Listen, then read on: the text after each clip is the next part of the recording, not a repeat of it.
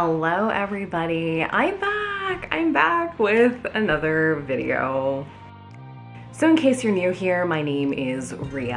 I typically do videos up about my life, how things are going. I like gaming. I'm a former journalist, which is relevant to what this video is going to be about. I apologize, I have been away the last little bit. I actually could not bring myself to play another video game after I finished Expedition 33. It was really hard because the game was so damn good. So I actually haven't really played much since I finished Expedition 33, and it kind of worked out because I've been extremely busy at work.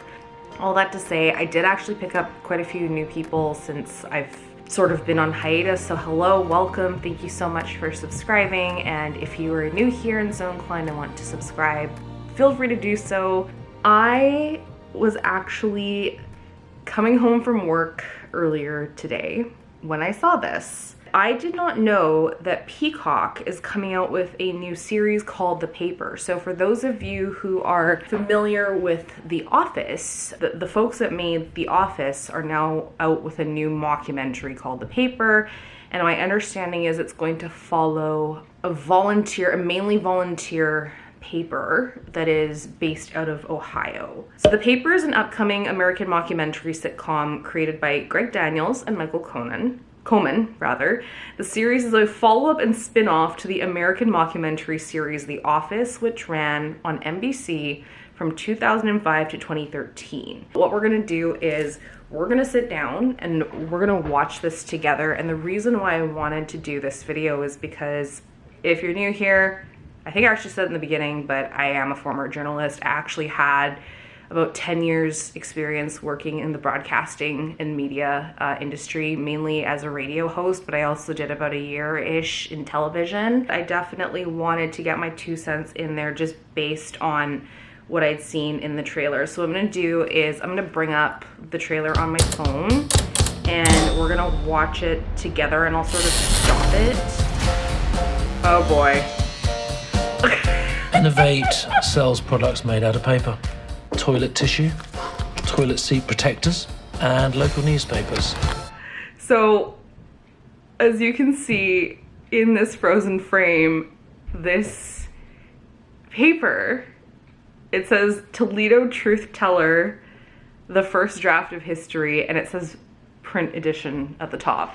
One thing I will say is I don't know if I've seen a newspaper called Truth-Teller before, or like blank Truth-Teller. If I'm wrong, let me know, but I don't think if I were to be in charge of naming a paper, I don't know if I would pick Truth-Teller as the name. There's just something a little bit pompous about it, and I think from a marketing perspective it would backfire. So it's interesting. Now obviously this is a sitcom, this is a mockumentary. If you're familiar with humor from The Office, this is like the perfect name for it, so that's probably why they called it that.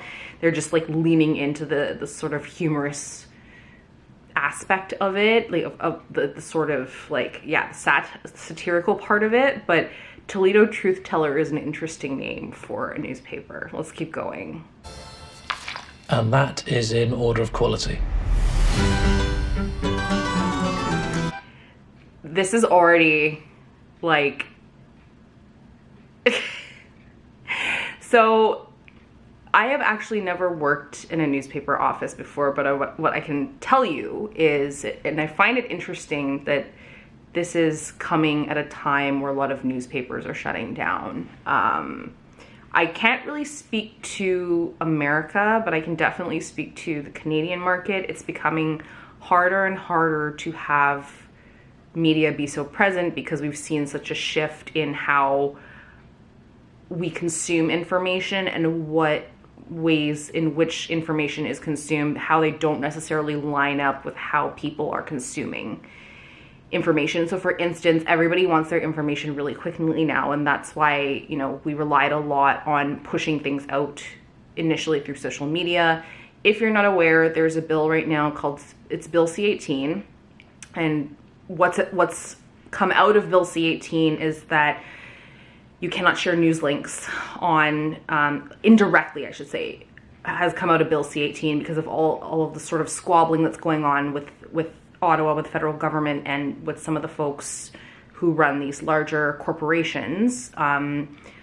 I invite you to read about Bill C-18 and come to your own conclusions, but I know there are a lot of different perspectives on it. So the perspective I take is that indirectly, because of some of the issues that have come out of C-18, essentially, you cannot post links on certain sites. So social media, for instance, you can't post news links on Facebook.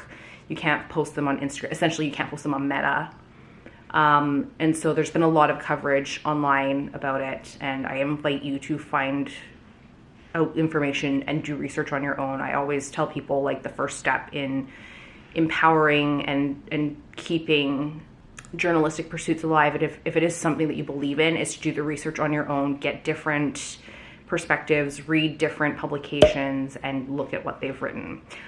But the reason why I wanted to stop it here is because there's a lot of it's not accurate immediately. And again, we're watching something that is like satirical in nature, so I get it. This office already feels a lot larger than what some newspapers are probably working in right now, if anything. I will say that I worked for a newsletter at one point, so it was basically distribution by newsletter, and you worked from home. I feel like we are shifting away from a model where people are putting together newspapers in an office. Now, if you're doing your own printing, and I don't know enough about the local media print scene to make any commentary on that, at least from a Canadian perspective, from a British Columbia perspective, because I was a major market journalist in BC, I feel like a lot of the putting together of the paper's content is done probably and most likely at home now because it's a cost-cutting measure. But it is interesting to see somebody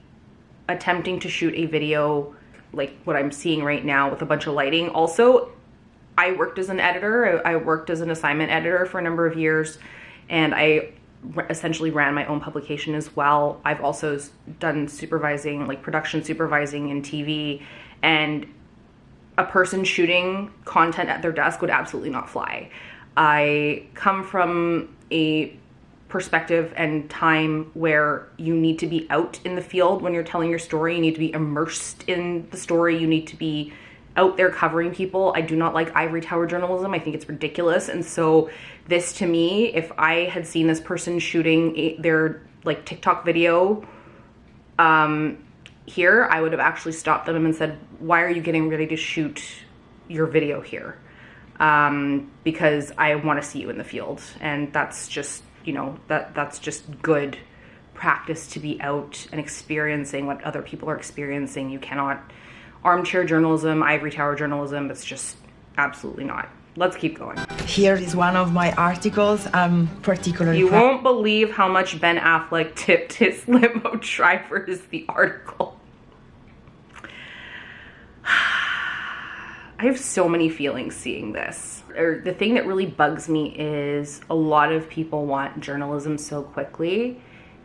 It would be, it's so hard to put together the kind of investigative journalism now that you would have seen even like 10 years ago. And the reason is because newsrooms want things turned over so quickly. They wanted it yesterday. They need the content because you have to, and the stakes are higher in certain mediums. So in radio, it's a little bit more, I want to say, forgiving, because you don't have to have pictures that you're writing to. A really good radio journalist or radio reporter is going to use background noise to probably bring the piece to life a little bit more. If they're going live on air as a radio reporter and doing a live hit, you know, they're going to sound, there's going to be quite a bit of urgency in their voice. Like, and again, it depends on the kind of story they're covering. In television, it can be really challenging. Like, sometimes you don't know what your assignment is until, like, you might be assigned to something so if you're filing, let's say this is if you're working like a 10 to 6 or a 9 to 5 shift, you get in and you're at your story meeting. Your story meeting might actually happen outside of your shift, so you may have to come in earlier, but maybe your story meeting starts at 9 or 10. And then that's when you find out what your story is, or you have nothing that you've been assigned to and you better come up with something so you can file.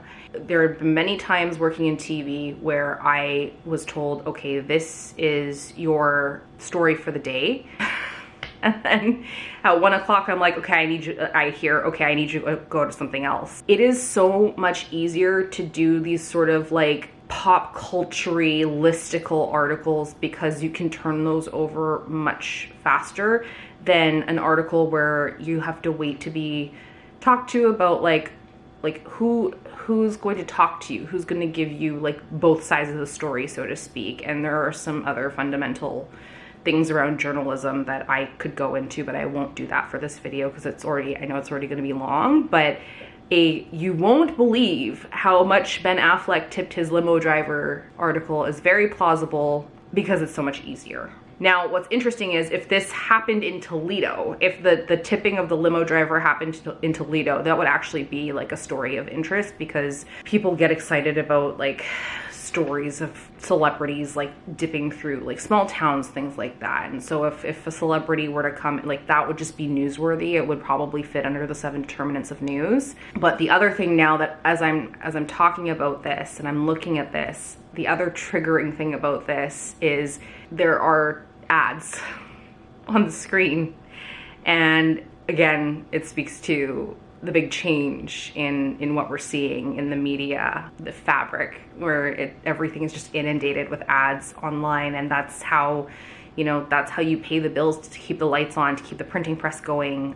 If you are printing, there are a number of communities now that actually don't get newspapers anymore. They're like hyper local, but a lot of the stuff where I'm like my sources of like news are all newsletters now because it's just so much more accessible. So if you want to run a newspaper that is like physical, if you want to be able to get newspaper, you have to be able to you have to pay for the printing, for the labor that goes into like the typesetting and all that. Like there's a lot of stuff so you better be running a whole bunch of ads. You have to find the balance between how affordable those ads can be, because sometimes it ends up coming from a lot of different folks versus just like one company that pays you like, this is a bit hyperbolic, but like $200,000 to run ads. So it just really depends on the situation. But yes, seeing the ads around the article is a little bit triggering. Hold up.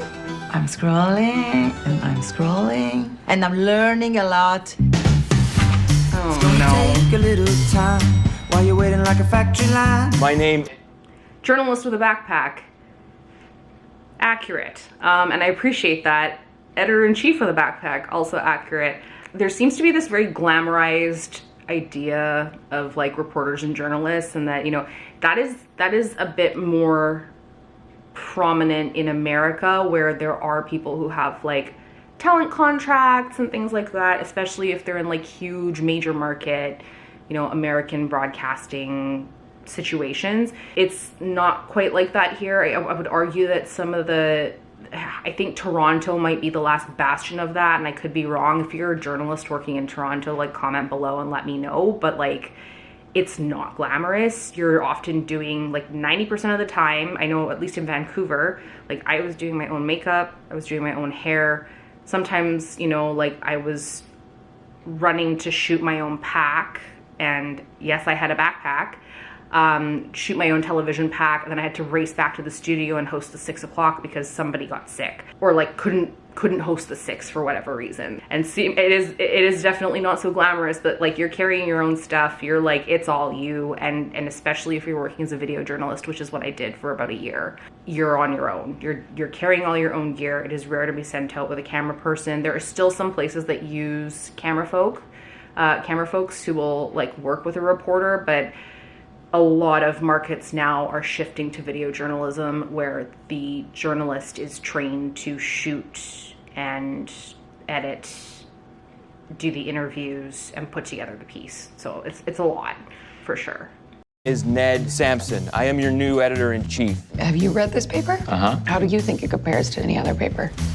It sucks. That is also something that, somebody who's so high up, just just like this whole, like, just, it sucks, like everything sucks, everything could be better. But I think the one really interesting thing about the industry is that there's always this striving for being better and being really good at what you're doing, and it's not just to like be better, but because, you know, if you're making a lot of decisions, your name gets put out there a lot. Like, if your name gets circulated in the community and you become a trusted name, and if you've got a lot of colleagues who with trusted names that are working in that newsroom, man, it's like you can really build a brand. So, you know, just hearing that discussion and like knowing that I was part of, like, just remembering like all the discussions we had about like, man, this, what a shitty newscast that was today. We could have done so much better. But it's just funny. Like, it's just really interesting to me that that's the conversation they're having.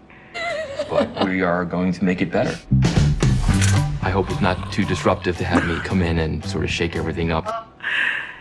If my news director in my first job had seen somebody sleeping like that, he would have been fired in an instant. Like, no. Oh, no, don't be so self-defecating. Don't be so self-defecating.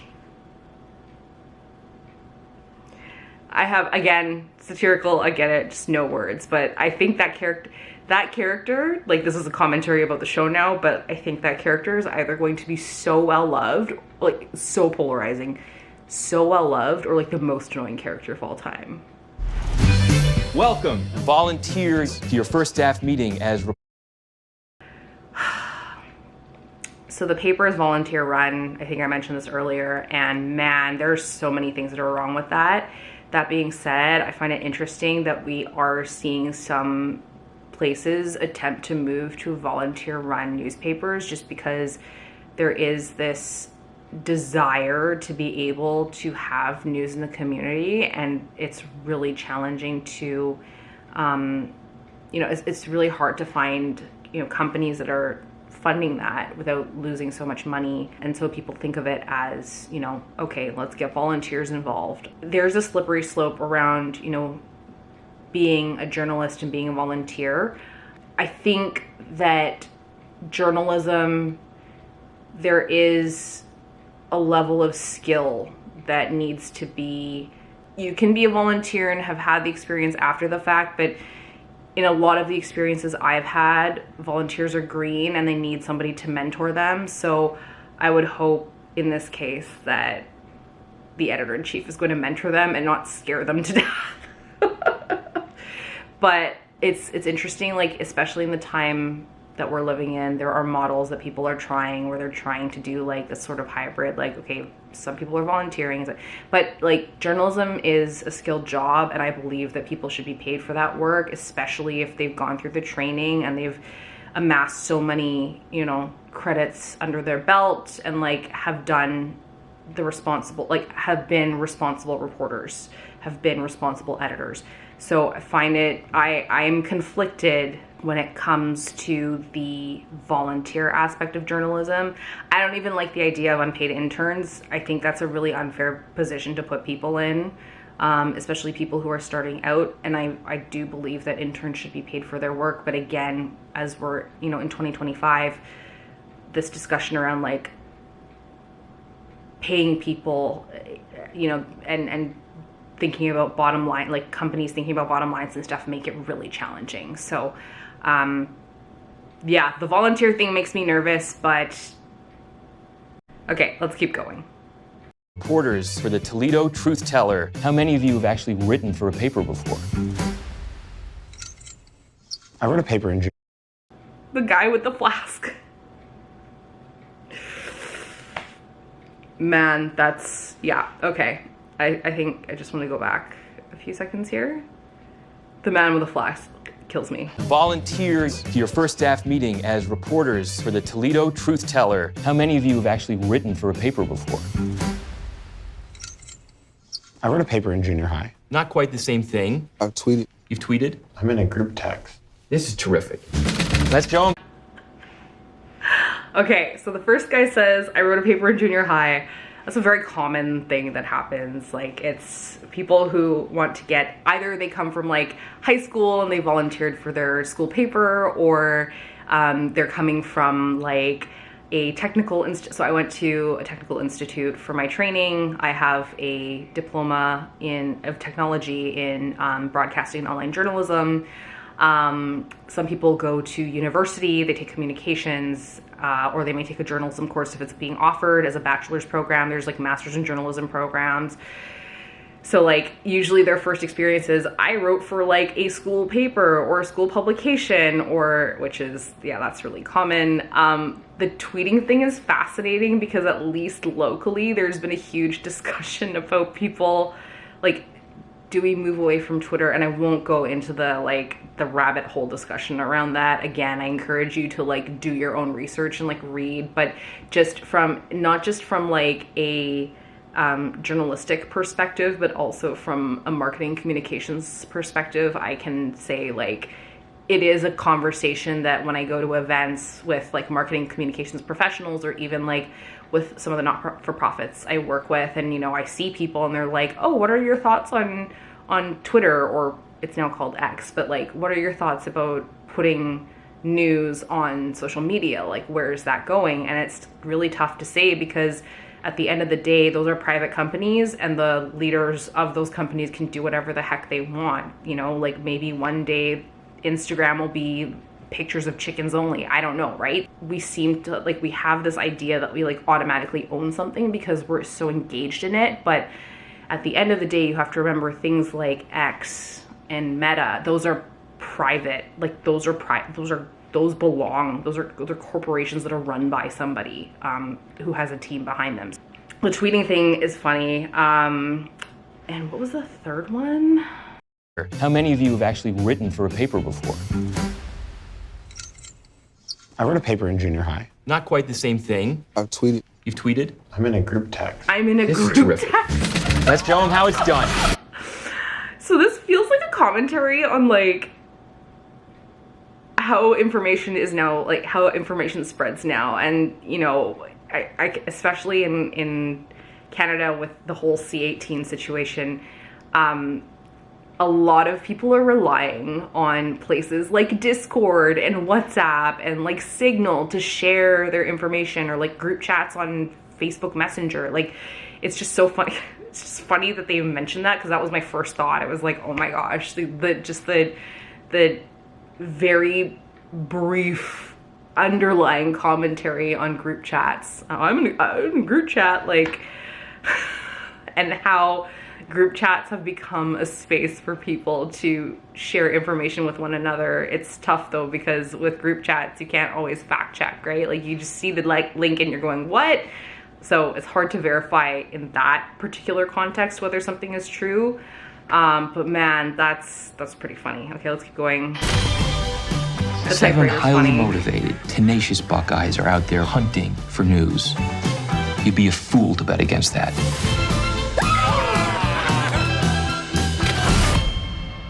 Not again. Oh my God. I'm not a... So Oscar from The Office, that's him. And that's funny that he's in this. And I like the carryover, like the crossover between The Office and this. I think it's really funny. I love it. to any of this. I will make this unusable. Use that. Okay. One other thing I wanted to mention is, so that's the end of the trailer. One of the other things I wanted to mention is, I don't think, and if you work in media, like, feel free to comment below. I actually don't think anyone in this day and age would allow a camera crew in to follow and chronicle what their newsroom is doing. I think that they would have a lot of issues around letting other cameras in to show sort of the inside of what's going on. I feel like there's been such a lack of pulling back the curtain in journalism. Whether I think this could happen in real life, I don't know. Like, is there leadership that would be brave enough to allow a camera to capture and document how a newsroom runs? I think it's important also that there is a degree of transparency in newsrooms. And I think that's a huge conversation that often gets sort of it falls to the wayside because there's just so much that's asked of journalists and their newsrooms that it's really difficult to be able to allow for that. And I think that's why, you know, the ones that recognize that, they choose to give back their time,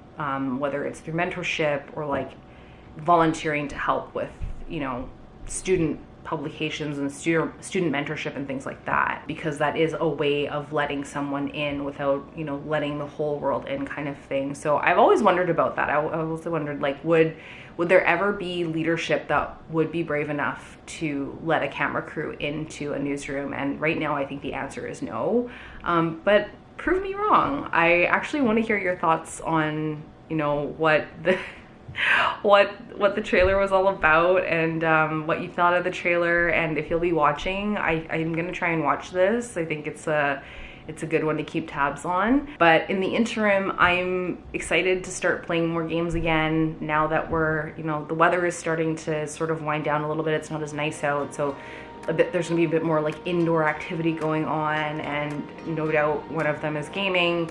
I have a lot of games on my list that I've yet to even touch. I didn't actually finish some games, so like Little Kitty Big City is a really good example. I don't think I'm gonna go back to it. I might do like a casual, like a chill, like return to it. I'm excited for some of the other stuff that's coming out. I heard there's like a whole suite. I've sort of been watching it sporadically, but the whole suite of like Mortal Kombat games that are coming out.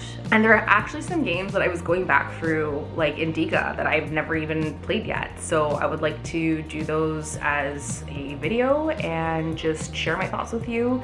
And of course, we've got the pageant coming up, so lots of things to talk about and cover and like just enjoy on this channel. So thank you so much for sticking around. Hopefully I don't go away again for like another 8 weeks, 12 weeks, whatever it was. But like I said, got content planned. I can't wait to share it with you, and I'm hoping to see you in the next video. Bye.